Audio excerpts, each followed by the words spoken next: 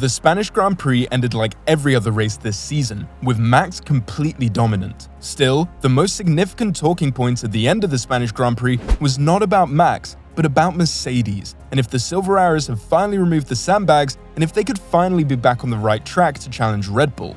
Want to know if Mercedes is finally back or if it's all just a big surprise to them, and what Horner had to think about Mercedes' improved performance? Trust me, it's pretty brutal, so stick around to the end.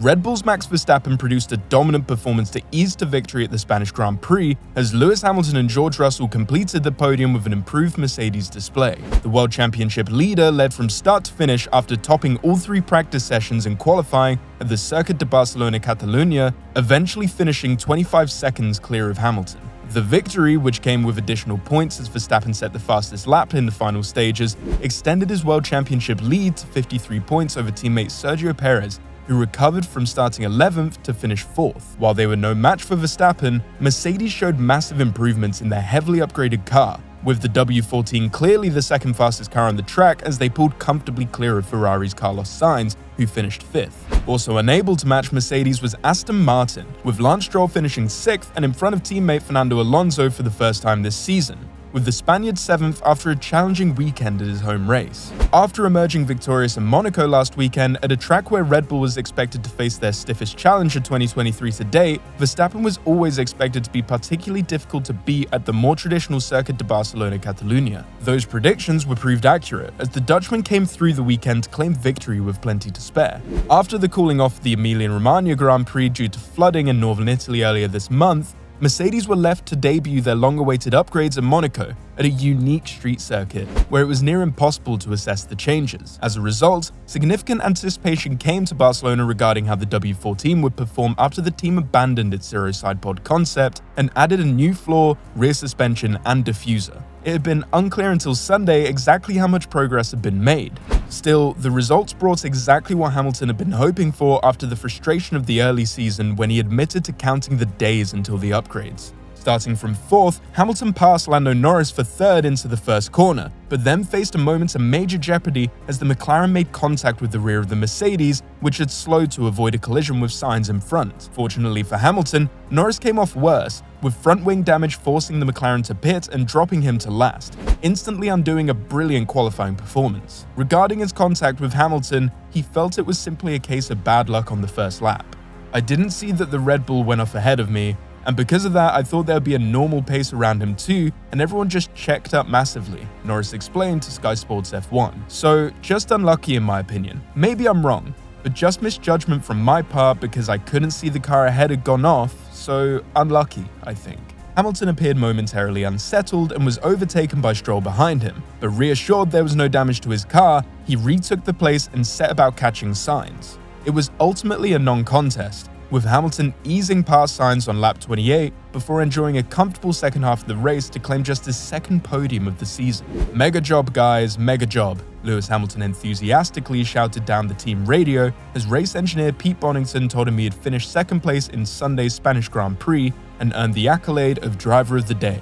"Thank you so much to everyone back at the factory continuing to push. This is a real showing of all of your hard work, so thank you. Let's keep pushing." Hamilton was ecstatic to finish on the podium in his post-race interview with former teammate Nico Rosberg and praised his team for bringing the necessary upgrades. "What a result for our team. Didn't expect the result we had today, so I want to take my hat off to my team, and thanks to everyone back at the factory. Bringing us a little bit closer to Red Bulls, they're still a bit ahead, but we'll be chasing them down." The 7-time world champion is also looking to re-challenge Red Bull and Verstappen as soon as possible. "I think they're too quick at the moment, but we're working on it, one step at a time. If we can get close by the end of the year, that'll be awesome. If not next year, still flat out, no lifting," he added. Russell had looked out of sorts in the upgraded car all weekend. He could only qualify 12th, but got off to the perfect start, jumping 5 places at the start and crucially avoiding any penalty for going off track in the opening corners. From there, his pace was similarly strong to Hamilton's, and he made passes on Alonso, Ocon and Sainz to move behind his teammate. Perez, whose progress from 11th on the grid was more steady, threatened to challenge Russell in the closing stages, but ultimately didn't have quite enough pace and finished 3 seconds behind the Brit. With that lowly qualifying performance by his standards, Russell did not believe a podium was on the cards heading into Sunday, so he was happy to drive around Barcelona in a car that did what he asked it to do.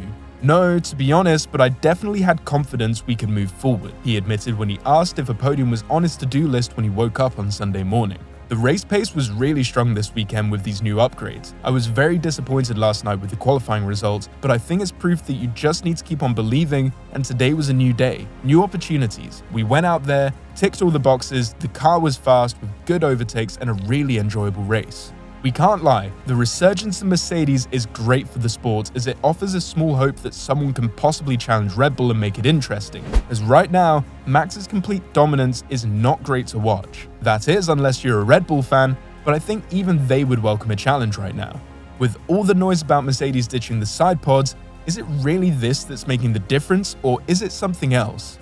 I think most of you watching will know the answer to the question, as the side pods are obviously making a difference. It's actually the floor that's driving significant changes, and Russell confirmed this to the media. It's not the side pods what makes the difference. You know, it may be a factor, but the magic isn't in the side pods, and you know, we brought that design to the car to kind of rule it out. The side pods, but the magic was done underneath the car on the floor, and they're the same for every single team, Russell told Sky Sports F1.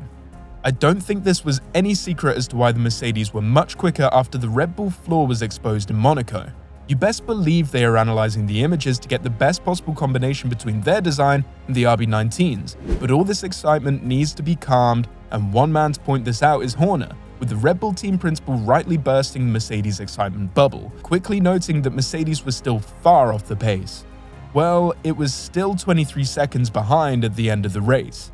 They've made a good step, but we've got stuff in the pipeline. They've had a big upgrade, we've got some bits coming later into the season. But for sure, a big step. They're a quality team, and for sure they're going to be putting us under pressure in the second half of the year, stated Horner. Ouch. We're used to Helmut Marko giving out the brutal comments, but from Horner, this is pretty harsh. The scary thing is, however, he's right. Mercedes, as much as they improved, they still look to be miles off the pace. Something that Toto was also quick to remind everyone of, and even if Mercedes do catch Red Bull, they won't be happy until they can beat it. Just challenging the Red Bulls is not good enough for the Silver Arrows, they're used to winning. But Wolff did admit that he thinks the gap to Red Bull is not as bad as the Spanish GP showed. Asked if Mercedes are back following their best race of 2023, Wolff told Sky, "Let's keep our expectations real. There's such a long way to go in order to catch Red Bull. We just need to grind away. It's a good moment to see that the development direction is right. I think the learnings is that we have a good race car. I think Lewis was a good 5 to 6 seconds behind Max when he cleared Carlos, and I think we're just much closer. But you see where the benchmark is. The gap at the end was 20 seconds. Maybe it's 15 in reality, but that's just not where we aim to be."